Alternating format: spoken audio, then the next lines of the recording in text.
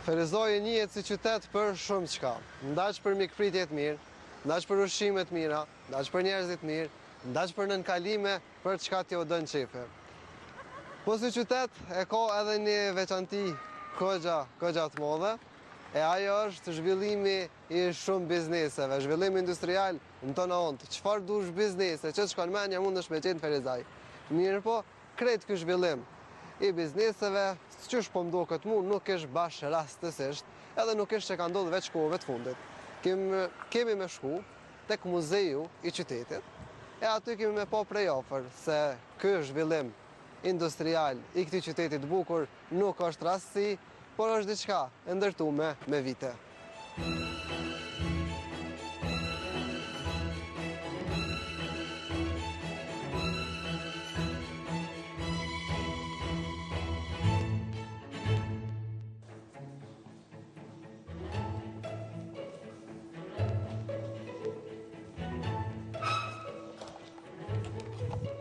Përshëndetje Ilir. Përshëndetje, mirë se erdhët. Si jeni, një mirë që ju. Që po kalonin Ferizaj? Mirë përgjithësi, jo si po kaloni. Mirë, po mundohem me pasqyru gjana të bukura të mira. Mirë, shumë minit mirë se ardha. Ilir, unë thash pak më herët që Ferizaj është prej atyre qyteteve me mas shumë të biznese, me mas shumë të gjallëni. Po kjo punë mora vesh që nuk ish e kohëve të fundit, po ish këgja mëti që kur Ferizajlit ja ka nisë me marrë me zejet ndryshme, me zanatë ndryshme, me punë ndryshme. Po thotë kjo çështja e ndërtimit të bizneseve nuk ka vetëm pozita gjeografike do të t'i ndodhë Ferizaj në mes të dy kryeqyteteve Shkupit dhe Prishtinës, do të kjo ka ndikuar edhe pozita gjeografike, mirë, por realisht është edhe kur është gërshëtu shumë mirë edhe me një traditë të qytetit që është bartur nga banorët e vendas, por edhe ata që kanë ardhur në qytetin e Ferizajt e kanë gjetë veten më lehtë në krijimin e një jete të re dhe natyrisht janë mirë me zejtari dhe tregti. Krahas banorëve të që ishin mirë edhe me bujqësi dhe blegtëri. Do thotë këtu në katër këto deg ishte përqendruar ekzistenca e shumicës e familjeve tona. Mirë, po qyteti i Ferizajt përveç fatin e vetë lidh me ndërtimin e vijës së korridore dhe stacionet e korridor në vitin 1873. Kjo ndikoi që transporti binarek të jetë një rëndësishëm për shkak se edhe bartë njerëz edhe mallra. Edhe kjo i hapi mundësinë që shumë zejtarëve ta gjenin veten dhe t'i hapin lokalet e tyre. Kështu sipas të dhënave zyrtare që nga viti 1873 deri në vitin 1900, do të thotë një periudhë 30 vjeçare, Ferizaj kishte 400 shtëpi. Gjysma e tyre ishin dyqane zejtare dhe tregtare. Po pra, edhe kjo është diçka që zejtaria është pjesë e historisë me cilën edhe është rrit, ka lind faktikisht dhe është rrit dhe tani po dëshmohet për çdo ditë më shumë sepse tani ajo zejtaria manufakturore është në rrugë, po tani ka filluar me një biznes të kohës, natyrisht. Ka evoluar edhe evoluimi i përgjithshëm në botën ka ndikuar që edhe në qytetin tonë të kenë ndryshime. Mirë, po zejtaria manufakturore që kanë punuar njerëzit kryesisht me fuqinë vet, e kanë ndërtu i kanë bërë punë të ndryshme nga kjo fushë, ka bërë që të lindë qysh me themelimin e qytetit. Prandaj, vlen të përmendet se këta zejtarë ishin ardhur, një pjesë ishin vendor, por pjesa tjetër që ndikojnë në rritjen e qytetit ishin të ardhur nga rajone tjera, kryesisht nga Kosova Perëndimore, në këtë rast nga Gjakova, Treva e Hasit, edhe vetë Prizreni. Prandaj është e rëndësishme që ata i kanë ndihmuar në rritjen e një mirëqenie më të madhe dhe një shtrirjen e dyqaneve tregtare dhe zejtare. Kjo rritje ka shku si në formë radhë koncentrik, duke u zgjeruar në vazhdimsi, dhe kështu që në periudhën në mes dy luftrave botërore në 1918-1939, Ferizaj kishte mbi 120 dyqane. Do thotë një qytet me shumë i ri, do thotë me gjysmë shekulli nga krijimi i tij, po të ekzistencës së tij, kishte arritur të bëjë konkurrent me qytete tradicionale siç ishin Gjakova, Peja e Prizreni, për shkak se jeta zejtare dhe ata zejtarë që erdhën nga ajo anë dhe u vendosën në Ferizaj, bëri që shpejt ta kapin hapin, ta zën hapin dhe të zgjerojnë bizneset e tyre. Ilir më kanë thonë prej banorëve të qytetit të Ferizajit, e kanë kuptuar që qytetarëve në Ferizaj, edhe afaristëve këtu, atyre që kanë biznese, nuk ju pengon nëse dikush vjen prej një qyteti tjetër edhe ha biznes këtu. Ndoshta edhe kjo është pjesë e traditës me kaq sa kuptuam prej teje tash, që Ferizaj është i hapur për krejt. Po dyshim, kjo është diçka që e dallon ndoshta edhe për qyteteve tjera, ato është ajo ndjenja që nëse ki mundësi me investu, me hap lokale tua, po pengesë nuk ki për shkak të krahinës ose për shkak të vendit të origjinës prej nga vjen. Do të thotë kjo është një lloj mundësie, një vend i hapur, një vend i mundësive, prandaj edhe ata që kanë ardhur këtu e kanë gjetë veten shumë mal ato, natyrisht edhe do të një merite kanë edhe vendorët për shkak se i kanë prit mirë, nuk i kanë bën ndarjet siç ka ndodhur rëndom në për disa pjesë tjera të vendit tonë, por jo vetëm. Prandaj është e rëndësishme që këto kanë gjetë vetën, qyteti u ka pas nevojë edhe për banor, por edhe për zhvillimin e përgjithshëm ekonomiko-shoqëror, prandaj këto dyja kanë shku duke e plotësuar njëra tjetrën edhe kështu ka vazhdu jeta. Çka ka prej zejeve, Ilir?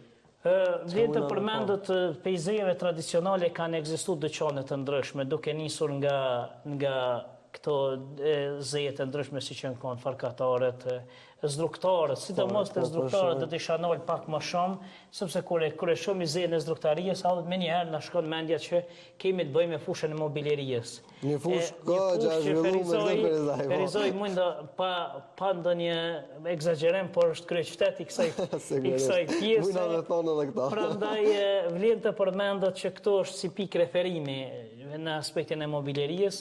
Edhe kjo nuk ka filluar rastisht, ju e përmendet në hyrjet e emisionit, edhe këto zejet e para kanë filluar me këto mjete pune, do të tavolina me mengele, zdruktha, turjela, sharrat e ndryshme, si mjete manufakturale.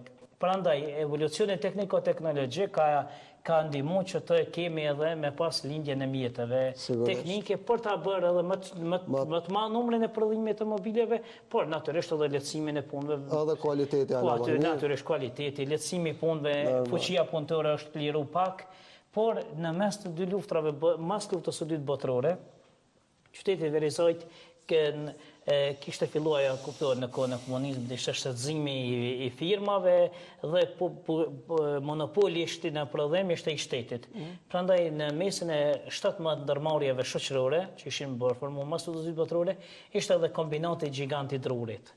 Ai ishte një prej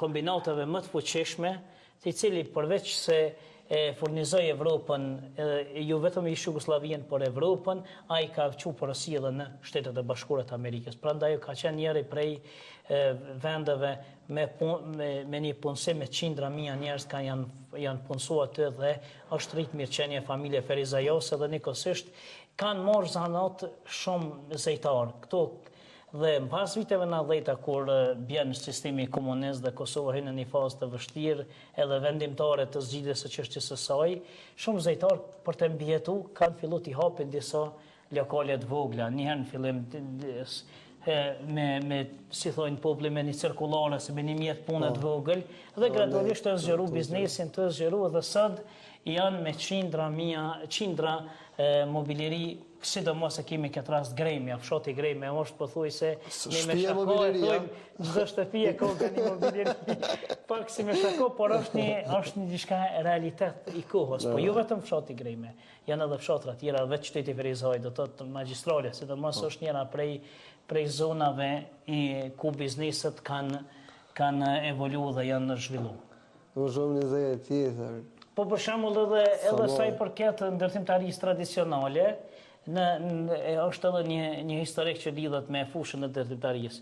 Në të rrafshi Kosovës, ku hen edhe qyteti Ferizajt, kryesisht për dallim për rrafshi Dugagjin që kanë punu me gur, këta kanë punu zakonisht edhe me gur, po krahas gurit e kanë përdorur edhe qerpiqin. Edhe më pasën, mas luftës së parë botërore, qytetin e Ferizajt ka filluar të funksionojë fabrika e parë e prodhimit të tullave.